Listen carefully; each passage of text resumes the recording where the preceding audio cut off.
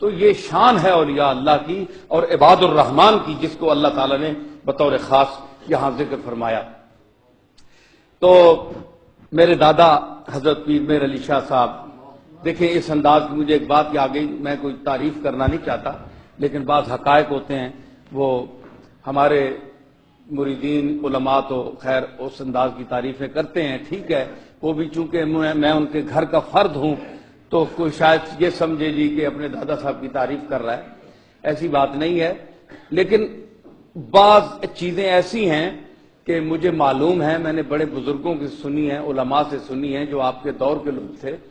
تو ایک صاحب، ایک بہت بڑے شیخ، اپنے وقت کے بہت بڑے شیخ مشہور، وہ تشریف فرما تھے، تو ایک ان کے خلیفہ تھے، تو جیسے خلفاء یا مریدین کرتے ہیں کہ اپنے شیخ کے ساتھ نہ بیٹھیں، آج کل تو یہ بھی نہیں ہوتا، آج کل تو ایسے مریدین بھی ہیں جو شیخ کے ساتھ چڑھ کر بیٹھتے ہیں، ہاں کہ ہم بھی ان سے کوئی کم تو نہیں ہیں، وہ بھی ساتھ چڑھ کر بیٹھتے ہیں، یہ حال ہے اس دور کا۔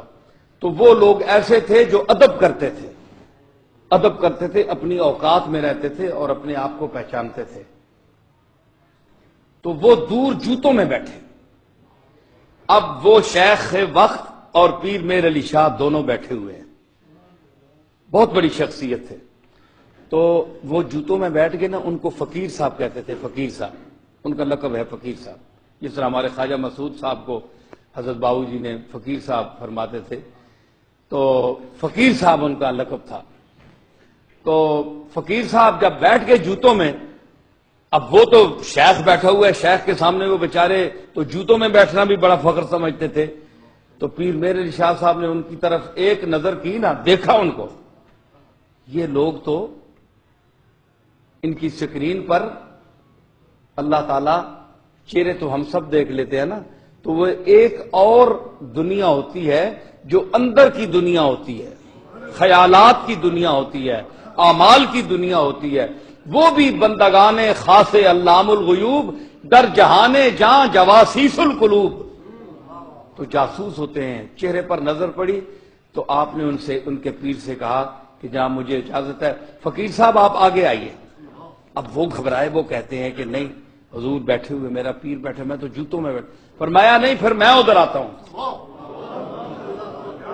اب وہ گھبرا گئے، انہوں نے کہا پھر جب پیر میر علی شاہ صاحب وہاں جانے کے لیے آمادہ ہوئے کہ میں ادھر جوتوں میں آپ کے ساتھ بیٹھوں گا۔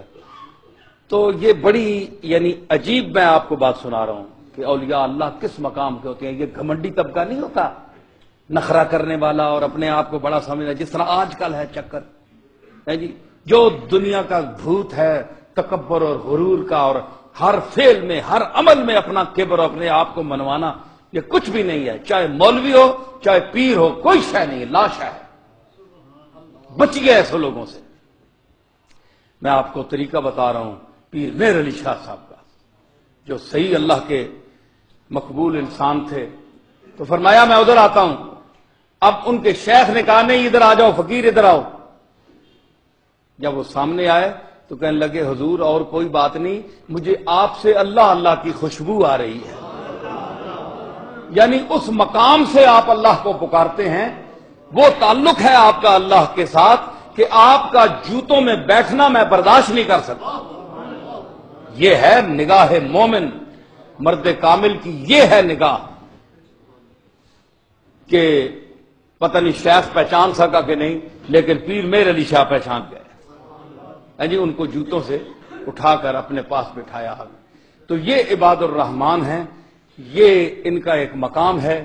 اللہ تعالیٰ آپ کو اور مجھے ان عباد الرحمان کے ساتھ تعلق رکھنے کی توفیق عطا فرمائے اور ان کے نقش قدم پر چلنے کی توفیق دے۔ حضرات، میرے بیانات، خطابات، سیڈیاں ملتی ہیں، سب لوگ آپ سنتے ہیں۔